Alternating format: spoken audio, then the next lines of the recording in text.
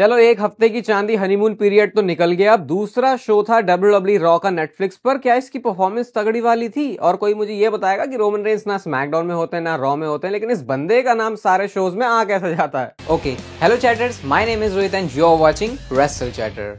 आज की Monday night raw की बात करेंगे। और जैसा हमको नेटफ्लिक्स पर आने के बाद से पता था कि टाइम के बारे में कुछ ऐसा फिक्स नहीं है, तो भाई आज की रॉ 2.5 घंटे के आसपास की थी। ये अब लग रहा है कि हमको थोड़ा सा फ्लेक्सिबल होना पड़ेगा, क्योंकि हम ज्यूम करके चलते हैं कि 3 घंटे की होगी, लेकिन ऐसा नहीं होने वाला। कभी ज्यादा भी हो सकती है, कभी कम भी। लेकिन ये थोड़ा अनएक्सपेक्टेड था कि 2.5 घंटे का शो कर दिया, सीधा 30 मिनट इन्होंने जो शो है वो काट दिया। आई थिंक 27 मिनट के आसपास काटे थे। पूरे शो के बारे में बात करेंगे, रिव्यू करेंगे भाई, तो आप इस वीडियो को लाइक कर सकते हो।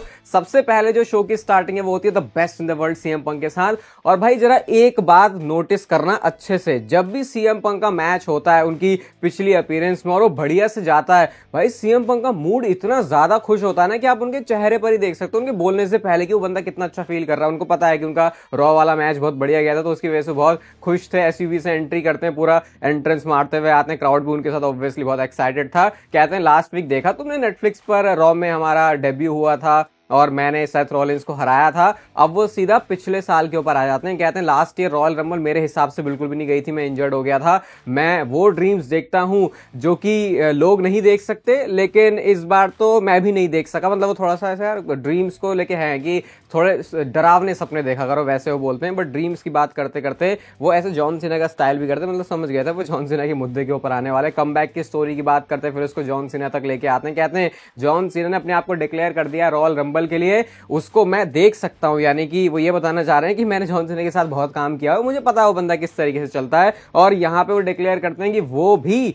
रॉयल रंबल में एंटर करने जा रहे हैं। जो वो पिछले साल नहीं कर पाए थे वो करेंगे। उनका म्यूजिक बजेगा, कल्ट ऑफ पर्सनालिटी, ऐसे करके वो खुशियां मना रहे होते हैं। अब उन्होंने ऐसा क्यू सा दिया कि भैया मेरा म्यूजिक बजाओ। म्यूजिक तो बजा, लेकिन म्यूजिक था बर्न इट डाउन। और उस टाइम पे जरा सीएम पंक के चेहरे पर रिएक्शन देखना, बंदा कह रहा है अबे यार ये फिर से आ गया, अभी तो मैं इसको हरा के आया था। सेथ रॉलिंस आराम से एंटर करते हैं और कहते हैं कि मुझे पता है, देख तू मुझे देख के खुश तो नहीं हुआ होगा, लेकिन मैं भी अपने बातों का पक्का हूं। मैंने बोला था कि चाहे मैं हारूं या जीतूं, मैं इस रिंग में आके जरूर खड़ा हूंगा। मैं अभी यहाँ पे खड़ा हूं। और वहां पे यहाँ पे एक बात भी बोलते हैं कि I would rather be any worst version of myself Seth Rollins than any version of CM punk.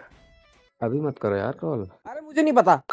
Seth Rollins कहते हैं देख यार मैं बहुत सारी चीजें हारा हूं, बड़े बड़े रेसलमेनिया के मैचेस भी हारा हूं, लेकिन तेरे से हारने में जो खटास आई है ना, जो मैंने तुझे अंडर एस्टिमेट किया है। और वो कहते हैं अब इसका बदला तो एक ही तरीके से लिया जा सकता है, जब मैं रॉयल रंबल में एंटर करूंगा तुझे मैं रोप के ऊपर से फेंकूंगा, तभी जाके मेरे मन को सेटिस्फैक्शन मिलेगी, जब मैं तेरे रेसलमेनिया के सपने को तोड़ पाऊंगा। देख रहे हो सेथ रॉलिंस अपने गोल से ज्यादा क्या सीएम पंक का गोल है और कैसे उसको वहां तक पहुंचने से रोकना है, उसके ऊपर फोकस कर रहे हैं। और इसी को कहते हैं डब्ल्यूडब्ल्यूई के अंदर पर्सनल वाली दुश्मनी। सीएम पंक कहते हैं हाँ तू मुझे पिन नहीं कर पाया ना, तो तुझे लगता है कि मेरे ऊपर जीत पाने का तरीका एक ही है, जब तू मुझे इसके ऊपर से फेंक सके। और इसके बाद एक और म्यूजिक हिट होता है, जो कि अगर सीएम पंक के अंदर थोड़े से पेशेंस बचे हुए थे तो वो भी उड़ गए।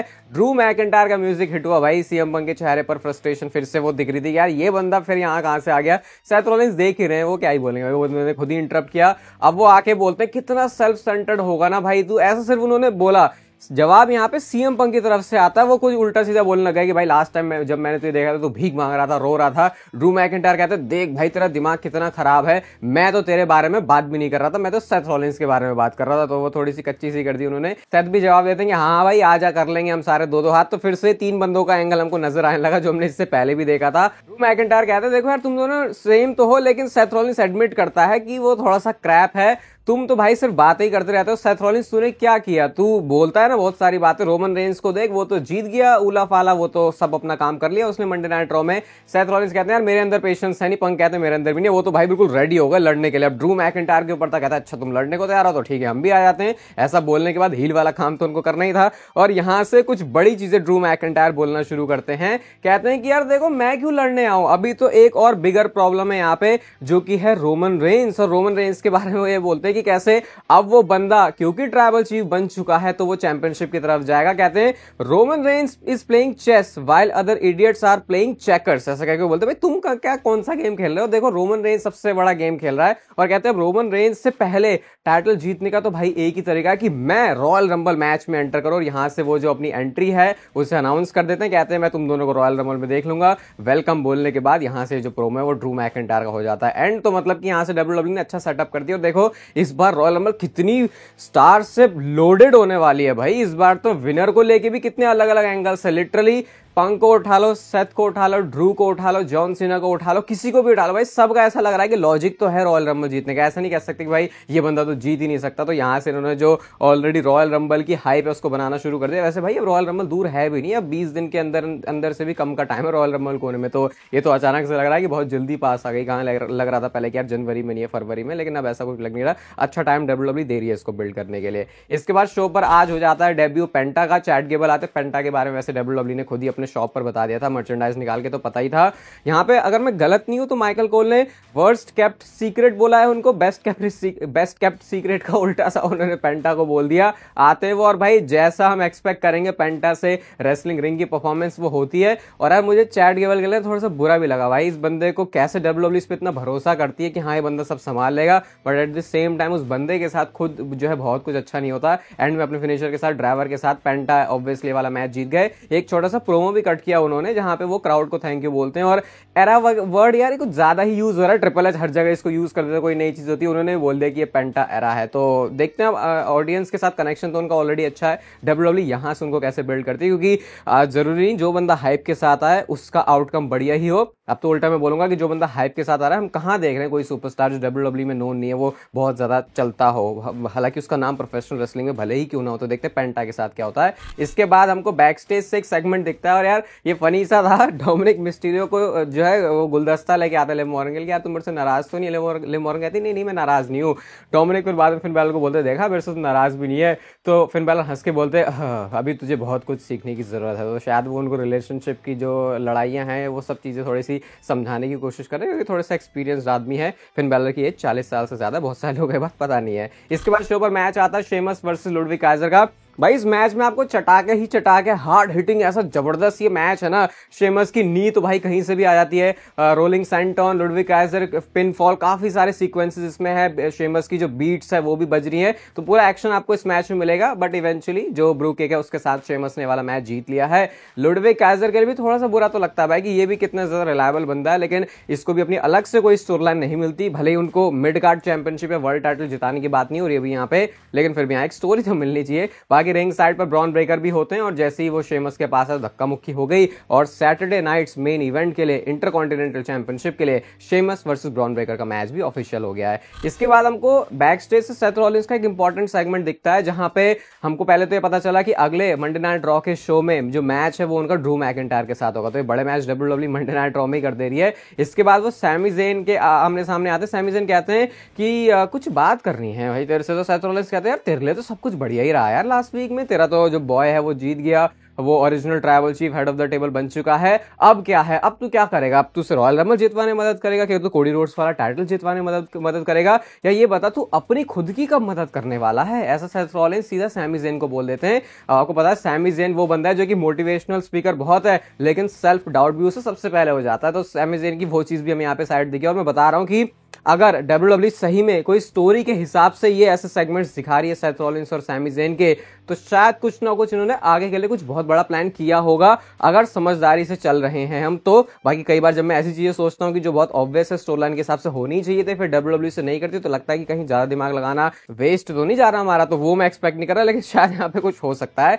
इसके बाद शो पर नेक्स्ट आते हैं गुंथर। और भाई मैं सही में गुंथर का वेट कर रहा था यार, कि ऐसा लग रहा है गुंथर को तो कभी से कुछ बहुत टाइम अगर उनको कुछ उनकी लाइन बोलते हुए सुना नहीं है। कहते हैं लास्ट वाला हफ्ता बहुत इंप्रेसिव रहा, लेकिन रिंग के अंदर जो भी कुछ हो रहा था वो मुझे अच्छा नहीं लगा। ये क्या चल रहा है? कोई हेड ऑफ द टेबल बनने के लिए लड़ रहा है, कोई बेस्ट इन द वर्ल्ड बनने के लिए लड़ रहा है, ये सब है क्या? कोई परवाह भी करता है इसके बारे में? गुंथर के हिसाब से तो ये मुद्दा कोई मैटर नहीं करता। जो मैटर करती है चीज वो है ये वर्ल्ड हेवीवेट चैंपियनशिप जो कि मेरे पास है। अब वो इसके लिए कहते हैं हाँ भैया कौन है अब जो आएगा नेक्स्ट। जे ऊसो का थीम सॉन्ग यहाँ पे हिट हो जाता है और अब यहाँ से पता चल गया था भाई किस डायरेक्शन में आगे लीड करने वाले। जो उसे कहता अच्छा वर्ल्ड टाइटल की बात करिए, मैं देख यहाँ पे खड़ा हूँ, मेन इवेंट जे ऊसो में हूँ, ड्रू और ब्लड लाइन वाला सारा जो ड्रामा वो पीछे जा चुका है। It's me versus you at Saturday night's main event. तो हमको एक और मैच एसएनएमई के लिए मिल चुका है।